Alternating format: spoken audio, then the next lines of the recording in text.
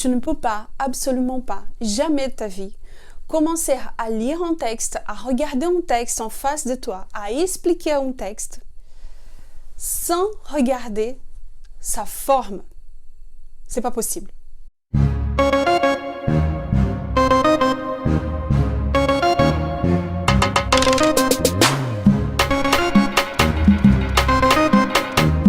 En vérité, lorsqu'un auteur il écrit un texte, il est en face de la page blanche, il pense à toi. Oui, il pense à toi. Ne dis pas ça. Je sais qu'il y a des textes très compliqués, qui a été écrit pour le roi, il a été écrit pour certains politiques d'une certaine époque. Ok. Mais là, l'auteur, il y pense toujours, parce qu'il est toujours vénère. Il a toujours envie de dépasser le siècle, toujours envie de parler à quelqu'un qui, après sa mort, va l'entendre quand même, va le comprendre. Donc la forme, il pense avant tout la forme. Il pense avant tout à la taille du texte. Et ça, c'est super important. Tu ne peux pas traiter un texte qui a une forme d'une poésie, qui a une forme d'un poème, de la même façon d'un texte qui vient d'un roman, par exemple, ou d'un texte qui vient d'un théâtre. Alors, dans un premier temps, je vais te donner deux textes. Tu vas regarder deux textes de deux philosophes de la même époque et qui avaient à peu près le même âge, mais qui ne pensaient pas de la même façon. Que la trompette du jugement dernier sonne quand elle voudra. Je viendrai, ce livre à la main, me présenter devant le souverain juge. Je dirai hautement, voilà ce que j'ai fait, ce que j'ai pensé, ce que je fus. J'ai dit le bien et le mal avec la même franchise. Je n'ai rien tu de mauvais, rien ajouté de bon. Et s'il m'est arrivé d'employer quelque ornement indifférent, ce n'a jamais été que pour remplir un vide occasionné par mon défaut de mémoire. J'ai pu supposer vrai ce que je savais avoir pu l'être, jamais ce que je savais être faux. Je me suis montré tel que je fus, méprisable et vil quand je l'ai été, bon, généreux, sublime quand je l'ai été. J'ai dévoilé mon intérieur tel que tu l'as vu toi-même, être éternel. Rassemble autour de moi l'innombrable foule de mes semblables, qu'ils écoutent mes confessions, qu'ils gémissent de mes indignités, qu'ils rougissent de mes misères.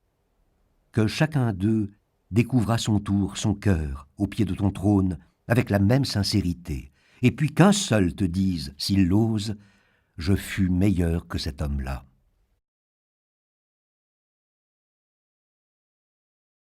Qu'il fasse beau, qu'il fasse laid, c'est mon habitude d'aller sur les 5 heures du soir me promener au Palais Royal. C'est moi qu'on voit, toujours seul, rêvant sur le banc d'Argenson. Je m'entretiens avec moi-même de politique, d'amour, de goût ou de philosophie. J'abandonne mon esprit à tout son libertinage. Je le laisse maître de suivre la première idée, sage ou folle, qui se présente, comme on voit dans l'allée de foie nos jeunes dissolus marcher sur les pas d'une courtisane à l'air éventé, au visage riant, à l'œil vif, au nez retroussé. Quitter celle-ci pour une autre, les attaquant toutes et ne s'attachant à aucune. Mes pensées, ce sont mes catins. C'est la forme. Tu vois aussi que la forme, elle est très compacte dans un paragraphe qui est assez long avec des phrases très complexes. Alors maintenant, je vais mettre en face de toi un poème et une pièce de théâtre.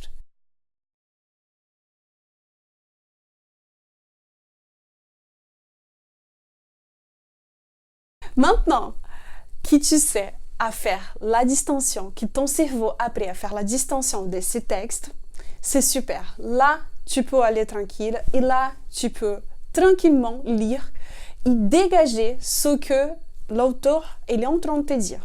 Dans un deuxième temps, il faut que tu apprennes à définir les types de textes. Et ça, c'est super, super important. OK?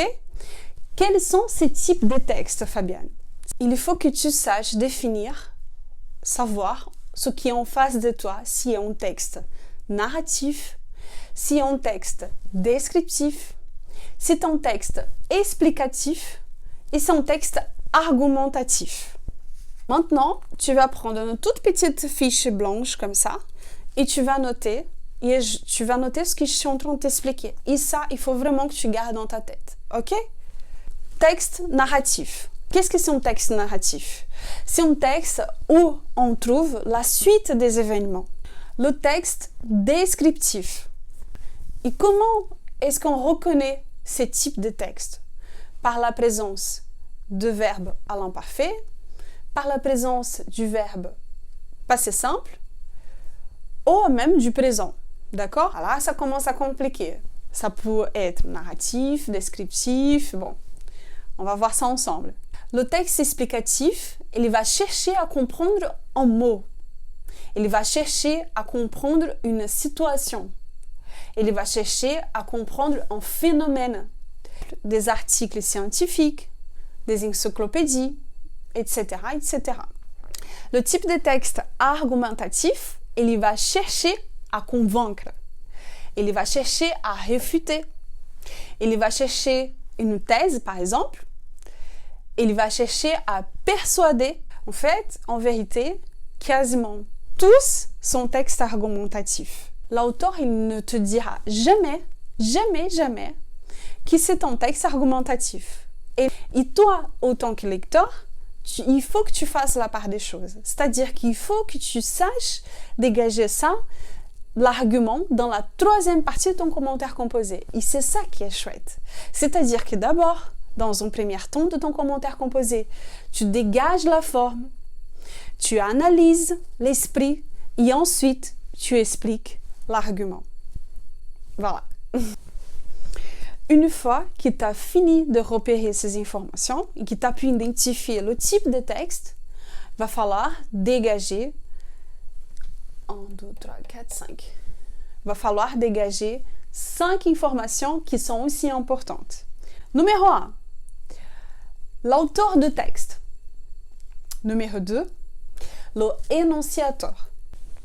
Attention, entre l'auteur et énonciateur, c'est pas du tout la même chose. Et là, il va falloir véritablement faire la distinction.